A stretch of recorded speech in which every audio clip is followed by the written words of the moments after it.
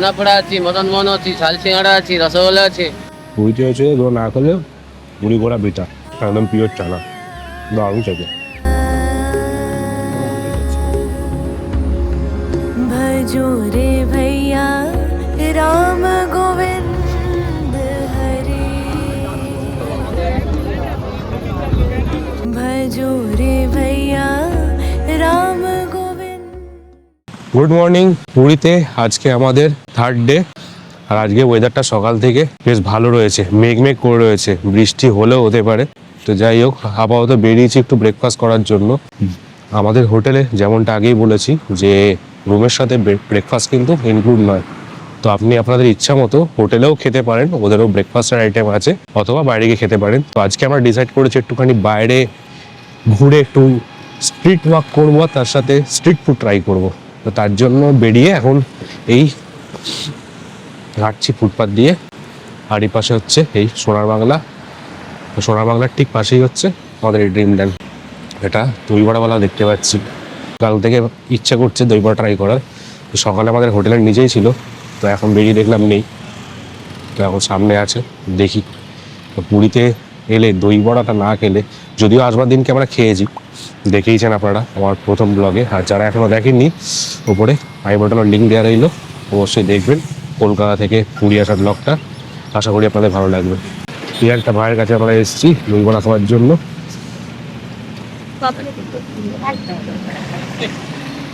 আজকে বেশ ভালো ওয়েদার হয়ে আছে, আকাশে এখনো মেঘ আছে, ওই জন্য সেইভাবে এখনো গরমটা লাগছে না। তবে এখানে ওয়েদারের একটা ব্যাপার যে সারাক্ষণ রুমের মধ্যে পুরো জল হয়ে থাকছে, মানে এত ময়েশ্চার, বারবার ধরে রুম ক্লিন করাতে হচ্ছে, ক্লিন না করলে হাঁটা যাচ্ছে না, পুরো ফ্লোরটা স্লিপারি হয়ে যাচ্ছে। আর পর্দা বন্ধ করে রাখার পরও বাইরে থেকে ময়েশ্চার রুমের মধ্যে ঢুকছে, এই একটা যে চটচটে ব্যাপার, এটাই খুব অস্বস্তিকর। আদারওয়াইজ ওয়েদার কিন্তু প্লেজেন্ট ওয়েদার। কালকে আবার আমরা যে অটো করে এলাম ওই স্বর্গদ্বার থেকে ফেরার সময়, সে আবার বলছে নাকি পুরীতে এইবারের মতো গরম কখনো পড়েনি। আমি বললাম ভাই আমাদের কলকাতায় আয়, তাহলে বুঝতে পারবি গরম কাকে বলে। যাই হোক, চলুন দই বড়াটা ট্রাই করি।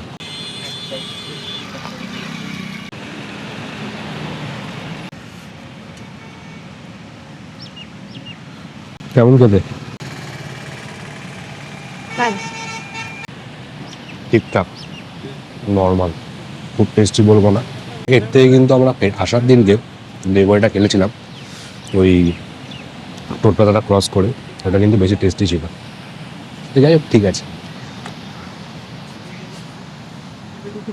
ব্রেকফাস্ট করে এবার এলাম একটু বিচে। ওপাশটা ভিড় দেখতে পাচ্ছেন, মানে আজকে এমনি শুক্রবার, সকালে আমাদের হোটেলেও দেখলাম প্রচুর চেক ইন হচ্ছে, মানে শুক্র শনি রবিটা ভালোই ভিড় থাকবে পুরীতে। সবাই বলে গরমে সবাই নাকি পাহাড়ে যাচ্ছে, তাহলে পুরী যাতে লোক কোত্থেকে।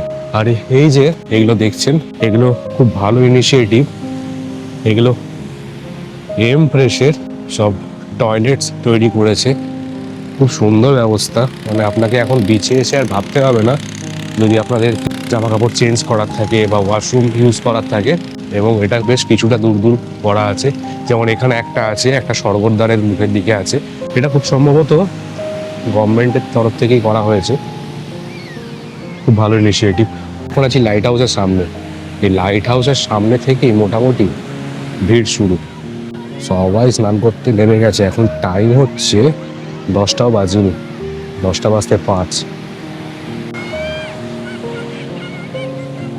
সামনে যে মদন মোহন বিক্রি হচ্ছে, কাল থেকে খুঁজে যাচ্ছি, আজকে দেখতে পেয়েছি। কি আছে? ছানাপোড়া আছে, মদন মোহন আছে, ঝাল সিঙ্গাড়া আছে, রসগোল্লা আছে। এই মিনি সিঙ্গাড়া প্রতিবার পুরীতে হয়েছে, এই সমুদ্রের ধারে বসে কিন্তু মিনি সিঙ্গাড়াগুলো খেতে দারুণ লাগে। আর এমনিতেও আমার সিঙ্গাড়া খুব ফেভারিট জিনিস, বেশ সুন্দর ছোট্ট এই যাক ছিল হচ্ছে 1, 2, 3, 4, একটা খেয়ে 5টা করে রয়েছে।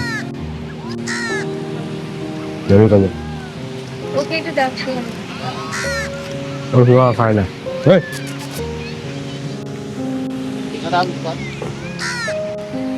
খায় না,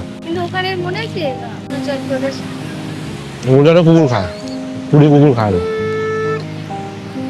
ট্রেনের কাছে ছানাপোড়াও আছে, মদন মোহনও আছে। এগুলো ট্রাই করবো। মদন মোহন খাবো কি? খাবো, ছানাপোড়াও খাবো।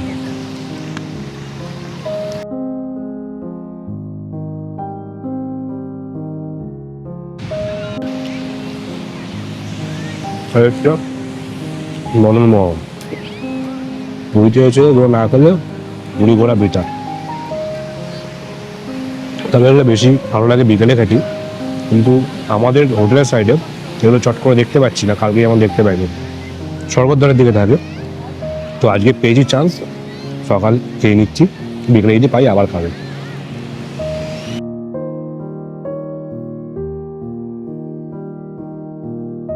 আবার শেষ এই ছানাপোড়া, এবারে ষোলকলা পূর্ণ হলো।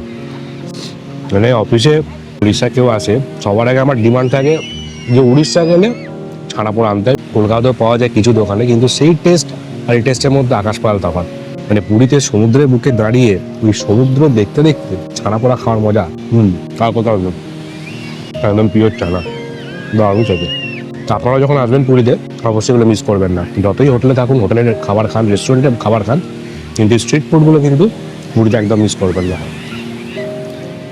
এর এক্সপিরিয়েন্সই আলাদা। চলুন ছানাপোড়াটা কমপ্লিট করি, তারপরে দেখি কী করা যায়।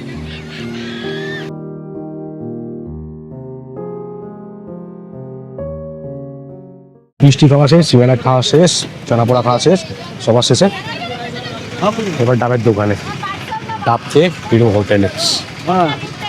আমাদের দিকে বিচের সাইডে ডাবের দোকান কিন্তু একদম নেই, যা সব পারে জানি না বসতে দেয় না কেন। আগে যেমন কি একদম বিচের ধারে ডাব পাওয়া যেত, এখন তো একটা দোকান দেখতে পেলাম না। হয় এই রাস্তার এপারে, নয়তো ওইখানটা পাওয়া যাচ্ছে, কিন্তু সমুদ্রের পাড়ে গিয়ে আর পাওয়া যাচ্ছে না।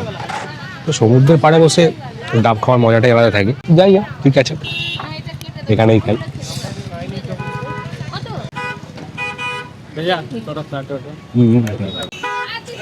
এই হচ্ছে লাইট হাউসের গলিটা, সামনে থেকে এখানেও বড় বড় প্রচুর হোটেল আছে, ফার্স্ট লেনটা।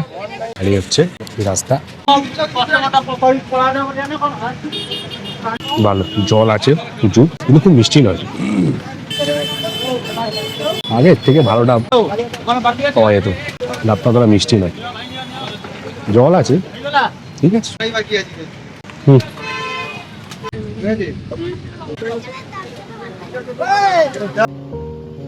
দুপুরবেলা আমরা বেরিয়ে পড়লাম শ্রী জগন্নাথ মন্দিরে পুজো দেওয়ার উদ্দেশ্যে। হোটেলের সামনে থেকেই একটু দরদাম করে একটি অটো ভাড়া করে নিলাম। ভাড়া নিল 200 টাকা।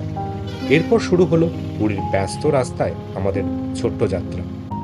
শহরের সরু গলি, স্থানীয় বাজার আর চারপাশের কোলাহল পেরিয়ে এগিয়ে চলল আমাদের অটো।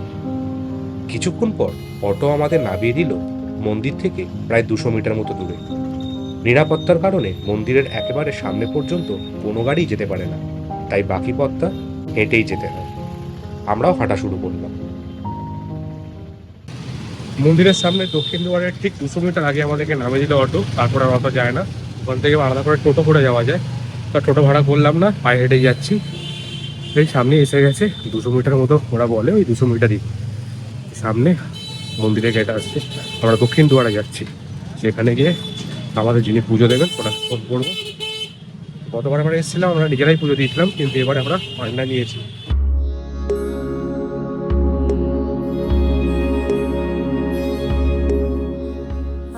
যতই মন্দিরের দিকে এগোচ্ছিলাম, ততই চারপাশের পরিবেশ যেন বদলে যাচ্ছিল। রাস্তার দুধারে সারি সারি প্রসাদের দোকান, ফুল, মালা, পূজার সামগ্রী আর অসংখ্য ভক্তের ভিড়, সব মিলিয়ে এক অন্যরকম আধ্যাত্মিক আবহ। भजो रे भैया राम गोविंद हरे, भजो रे भैया। মন্দিরের মূল প্রবেশ পথের দিকে এগোতে এগোতে দূর থেকেই চোখে পড়ছিল শ্রী মন্দিরের বিশাল শিখর। সেই মুহূর্তে অনুভূতিটা সত্যি ভাষায় প্রকাশ করা কঠিন। বহুদিনের অপেক্ষার পর অবশেষে মহাপ্রভুর দর্শনের এতটা কাছে পৌঁছে যাওয়ার আনন্দটাই ছিল একদমই আলাদা।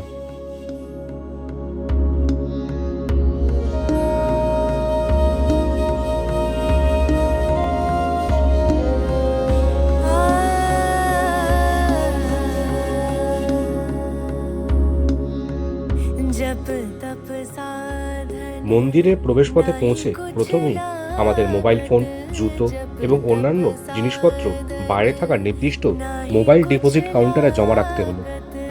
खर्चत नाही আমাদের নিরাপত্তা পরীক্ষা সম্পূর্ণ করে আমরা লাইনে দাঁড়িয়ে মন্দিরে প্রবেশ করি। সেদিন জগন্নাথ মন্দিরে দর্শনার্থীদের ভিড় ছিল প্রচণ্ড। দীর্ঘ লাইনে অপেক্ষা করতে করতে প্রায় 3 ঘন্টা কেটে গেল। जो मुख তবে মহাপ্রভুর দর্শনের আশায় সেই অপেক্ষাটাও যেন এক অন্যরকম অনুভূতি ছিল। অবশেষে সেই প্রতীক্ষার অবসান হলো। আমরা শ্রী জগন্নাথ, বলভদ্র ও সুভদ্রা দেবীর দর্শন করলাম এবং খুব সুন্দরভাবে পুজো দিতে পারলাম।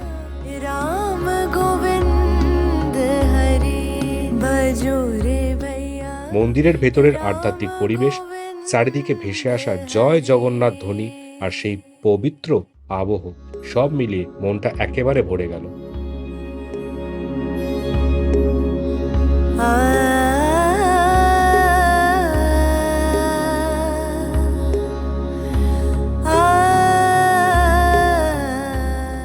পুজো শেষ করে বাইরে বেরিয়ে প্রথমেই ডিপোজিট কাউন্টার থেকে আমাদের মোবাইল ফোনগুলো সংগ্রহ করে নিলাম। দীর্ঘ অপেক্ষা আর ভিড়ের ক্লান্তি থাকলেও মহাপ্রভুর দর্শনের পর সেই ক্লান্তি যেন মুহূর্তেই দূর হয়ে গেল। भजो रे भैया राम गोविंद আশীর্বাদ আর এক অদ্ভুত মানসিক শান্তি নিয়ে আমরা এরপর বেরিয়ে পড়লাম পুরীর স্থানীয় বাজার ঘুরে দেখার উদ্দেশ্যে। राम गोविंद हरि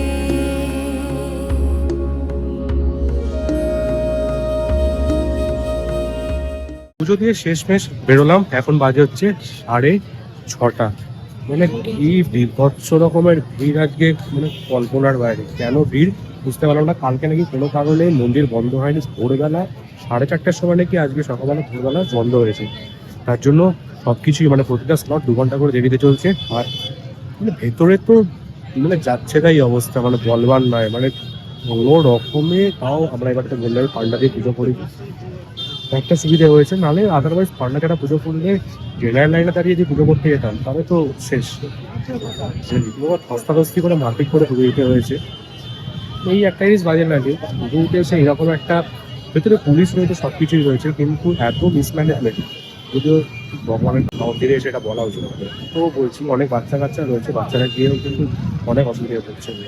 মানে ভেতরে এতখানি সাবপ্রেশন হচ্ছে, মানে বাচ্চাদের শরীর খারাপ, বড়দের শরীর খারাপ হয়েছে, বাচ্চা হচ্ছে। তো যাই হোক, পুজো দেওয়া হয়ে গেছে, এখন যাচ্ছি, বেরিয়েছি। আর এই হচ্ছে শেষবারের মতো এবারের আমাদের পুরীর মন্দির।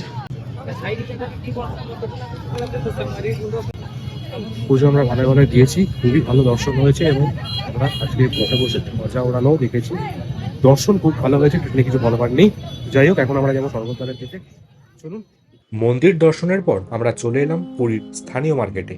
কিছুক্ষণ এদিক ওদিক ঘুরে দেখলাম আর পছন্দের কিছু ছোটখাটো জিনিসও কেনাকাটা করলাম। এরপর চলে গেলাম স্বর্গদ্বার সমুদ্র সৈকতে। ঠিক সন্ধ্যার সময় শুরু হলো স্বর্গদ্বার বিচের সন্ধ্যা আরতি।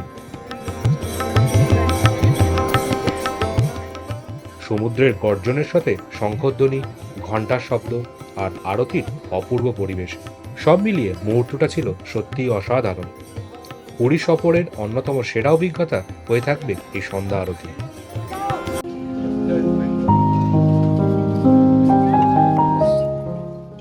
আরতি শেষ হওয়ার পর আমরা কিছুক্ষণ বিচ মার্কেটে ঘুরলাম।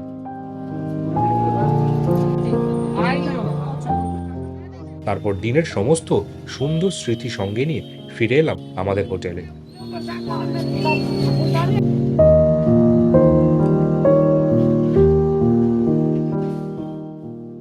এইভাবেই শেষ হলো পুরীতে আমাদের শেষ দিনের ভ্রমণ। আগামীকাল সকালেই আবার ফেরার পালা। আশা করি আজকের এই ব্লগটি আপনাদের ভালো লেগেছে। যদি কোনো প্রশ্ন থাকে বা পুরী ভ্রমণ সম্পর্কে কিছু জানতে চান তাহলে সেটাও অবশ্যই কমেন্টে লিখতে পারেন। ভিডিওটি ভালো লাগলে একটি লাইক করবেন, আপনাদের প্রিয়জনদের সাথে শেয়ার করবেন এবং আমাদের চ্যানেলটি সাবস্ক্রাইব করে পাশে থাকা বেল আইকনটি অন করে রাখবেন, যাতে আগামী দিনের নতুন ভ্রমণের ভিডিওগুলো সবার আগে আপনারা দেখতে পান। পরের পর্বে আবার দেখা হবে। ততক্ষণ পর্যন্ত সবাই ভালো থাকুন, সুস্থ থাকুন। জয় জগন্নাথ।